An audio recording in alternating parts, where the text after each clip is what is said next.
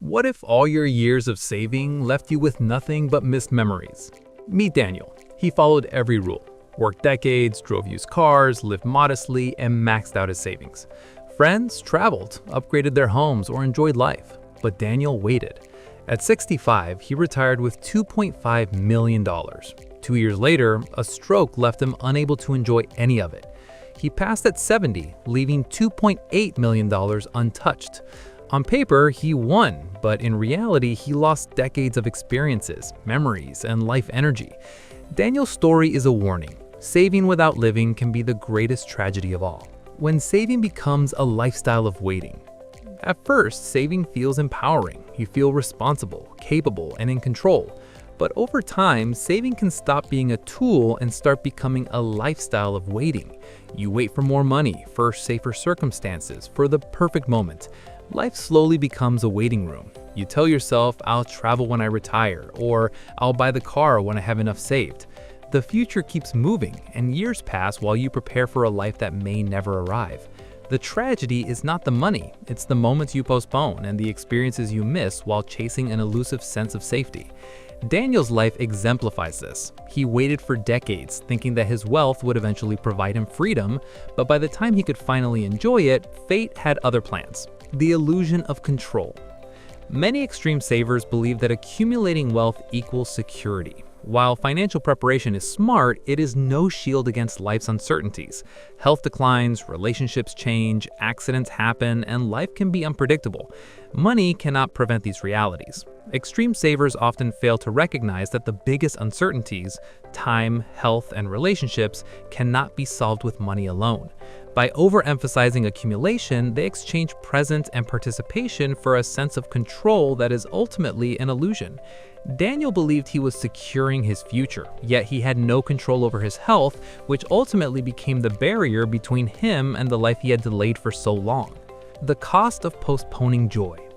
The real cost of saving excessively is not financial. It's the experiences, memories, and joy that are postponed or missed entirely.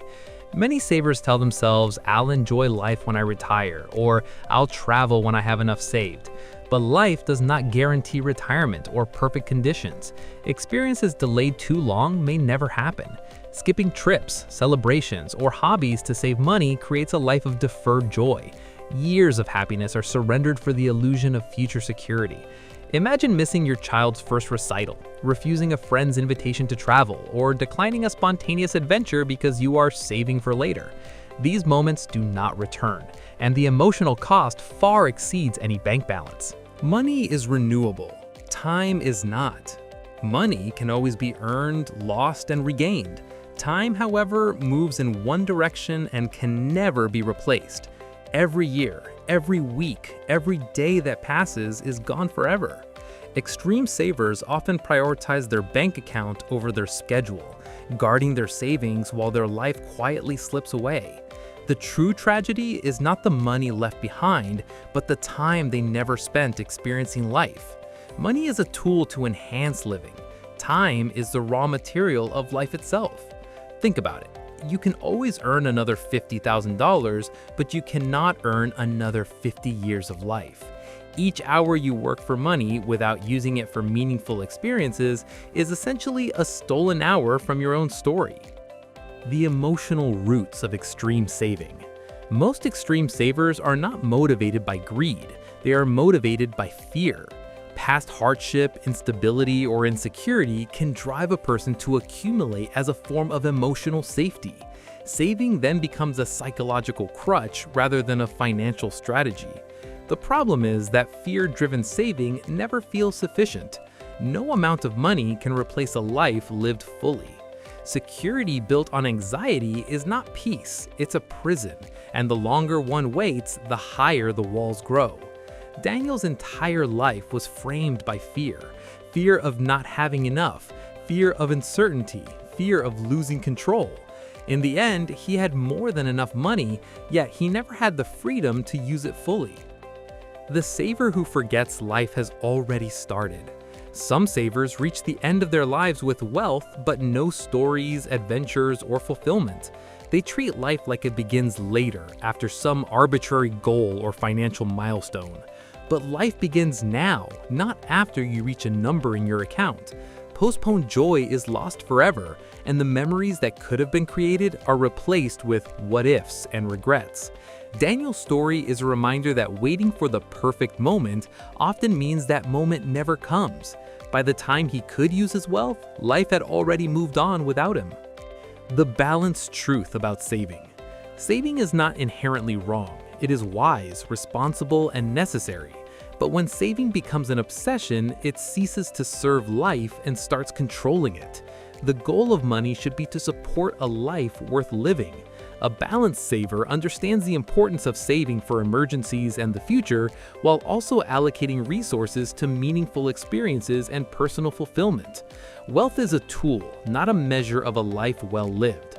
True financial wisdom comes from knowing when to save, when to invest, and when to spend on creating memories and enriching your life. Memory dividends and the ROI of life. Experiences are assets that pay memory dividends over a lifetime. A vacation, a new skill, or a shared adventure creates memories that provide joy every time they are recalled. Unlike money that sits in a bank account, memories compound over decades. Take a trip at age 25 and you have 60 years of memories to enjoy. Take the same trip at 65 and you have only a fraction of that joy. The timing of experiences is critical. Delaying life experiences for the sake of accumulation diminishes the ROI of your time and energy. This is why the philosophy of die with zero encourages you to spend wisely and intentionally while you are alive. Planning life in time buckets. Instead of a bucket list, use time buckets. Divide your life into 5-year increments and assign goals and experiences to the period where they make the most sense. Want to climb mountains, travel, or start a business? Schedule it for when your health, energy, and time allow you to fully engage. Want to enjoy hobbies and retirement? That belongs in later buckets. Time buckets create awareness. You are running out of time, not money. Your resources should align with your life stage, ensuring experiences are captured when they matter most. The tragedy of the saver is simple. They spend their life protecting themselves from uncertainty, only to miss the very thing they were trying to preserve, life itself. Money is replaceable, but time is finite. Don't postpone joy, experiences, or meaningful moments for a future that is never guaranteed. Save wisely, but live fully. Invest in experiences now. Give to your loved ones while they can use it, and leave behind memories rather than unused wealth. Die with zero regrets, zero wasted energy, and a life well lived.